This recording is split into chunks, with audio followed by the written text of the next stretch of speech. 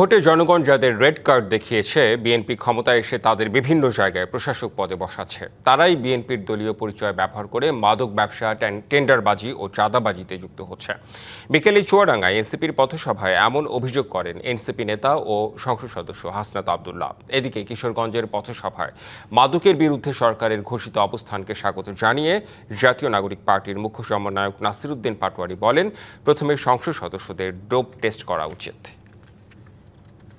সবার আগে বাংলাদেশ স্লোগানের ভিতরে সবার আগে শুধুমাত্র দলীয়করণ। জনগণ যাদেরকে রেড কার্ড দেখিয়েছে, জনগণ ভোটে যাদেরকে পরাজিত করেছে, এই বিএনপি সরকার ক্ষমতায় এসে তাদেরকে বিভিন্ন জায়গায় প্রশাসক পদে বসাচ্ছে। সরকারকে জানাবো, মাদকের বিরুদ্ধে নিয়ম করেছেন।